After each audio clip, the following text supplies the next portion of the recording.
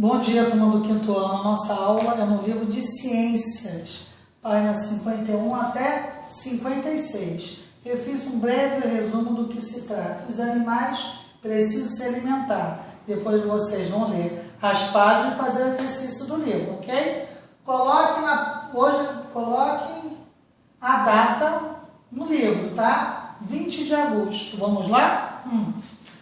Os animais são seres vivos. Por quê? Porque eles nascem, eles crescem, se reproduzem e morrem. Durante a vida, precisam do oxigênio do ar, da água e de alimento. Os animais se diferenciam um dos outros pelo modo de se locomover, pelos alimentos que comem e o modo como conseguem o alimento, pela maneira como retiram o oxigênio do ar, pela cobertura da pele, além do tamanho, o número de pernas e tantas outras coisas. O ser humano é o único animal racional. Sabe por quê? Porque tem inteligência, pensa e se comunica por meio da fala e da escrita. Além disso, ele vive em quase todos os ambientes, veste roupas, cria animais e cultiva plantas para comer e modifica os ambientes com seu trabalho. No reino animal, de acordo com o hábito alimentar, as espécies podem ser classificadas como herbívoras, carnívoras e onívoras. Herbívoras são as espécies que se alimentam de vegetais ou parte deles. Dentre os herbívoros, existem os que comem frutos, classificados como frugívoros. Algumas espécies, como morcego e pássaros. Outros que se alimentam de néctar, os nectarívoros, como o beija-flor e a abelha. E os que consomem folhas, os folívoros, como a capivara e o bicho preguiça. Temos também os animais carnívoros. São aqueles que se alimentam de outros animais. Alguns se alimentam de carne, como a onça, a piranha, o jacaré e etc. Enquanto outros, como o sanguessuga e o carrapato, sugam o sangue de animais maiores. Onívoros são animais que se alimentam tanto de partes vegetais como de animais. São exemplo do porco, da galinha, da raposa. Também temos como exemplo o urubu de cabeça preta. É uma espécie detritívora presente em todo o território brasileiro. Possui grande importância para o meio ambiente. Por quê? Porque ajuda a eliminar as carcaças de animais da natureza. A espécie pode ser encontrada com frequência nos lixões dos centros urbanos, onde se alimenta da matéria orgânica e em decomposição. Ok? Vamos continuar. Todos os seres vivos desempenham uma função no processo de alimentação. Por isso, eles podem ser chamados de seres produtores, consumidores ou decompositores. Seres produtores.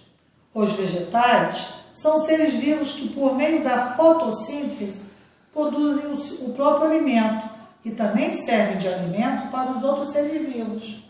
Por isso, eles também são chamados de seres produtores. Seres consumidores. Os animais não produzem o próprio alimento.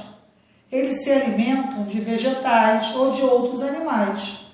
Por isso são chamados de seres consumidores. Seres decompositores, vamos ver o que é? Algumas bactérias e alguns fungos decompõem os alimentos, isto é, fazem apodrecer restos de animais e de vegetais mortos para se alimentarem. Por isso, esses seres vivos são chamados de seres decompositores. Nós também temos a cadeia alimentar. Vamos lá? Deixa eu te pegar aqui a figura. Isso aqui é uma cadeia alimentar. Do que se trata? Está vendo aí? O coelho, deixa eu te botar aqui. O coelho, o vegetal alimenta o coelho. ok? O coelho alimenta a raposa e a raposa alimenta a onça. Também eles são seres produtores, consumidores e decompositores. Qual ser produtor aí? É o vegetal. Por quê? Produz o alimento. Tem um ser consumidor primário, que é o coelho. Tem um ser consumidor secundário, que é a raposa. E tem um ser consumidor terciário, que é a onça. E os seres decompositores são aqueles que se alimentam do resto dos vegetais e dos animais. Estão acompanhando aí? Então, a sequência na qual um ser vivo serve de alimento para outro chama-se o quê? Cadeia alimentar, ok? Como você já viu, natureza tudo se relaciona, não é? Se, por exemplo, um ser vivo desaparece no ambiente em que vive, o que acontece? Acontece um desequilíbrio na cadeia alimentar. Então, a partir dessa explicação que eu dei, vocês vão ler as páginas do livro de ciência e vão fazer os exercícios. Vão daqui a alguns minutinhos para corrigir, ok? E aí, vamos na correção, página 54, número 1. Monte no espaço abaixo uma cadeia alimentar com todos os componentes. O número 1 é só a resposta pessoal, tá? Embaixo do número 1. Agora responda. O que aconteceria caso um dos seres vivos da cadeia alimentar acima fosse extinto do ambiente devido a alguma interferência? Vamos lá. Seria assim. Ocorreria um desequilíbrio ecológico que poderia interferir nos demais seres vivos da cadeia. Ok? Página 55 aí, gente. Número 2. Vamos ver aí. Tem esse texto aqui. Leia o texto a seguir. Sobre o rei dos urubus. Eu não vou ler porque vocês já leram aí, tá? Vamos direto às perguntas. De acordo com o hábito alimentar, como o urubu-rei pode ser classificado? Detritívoro. Letra B. Por que essa espécie aborda a carcaça de um animal antes dos demais urubus?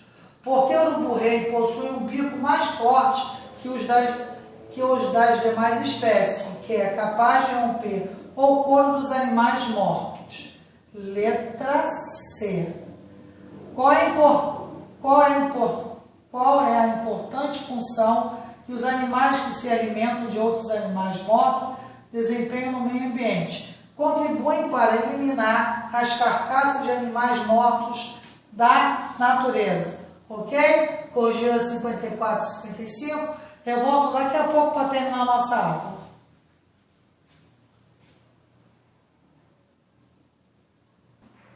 Vamos dar continuidade à nossa correção da página 55.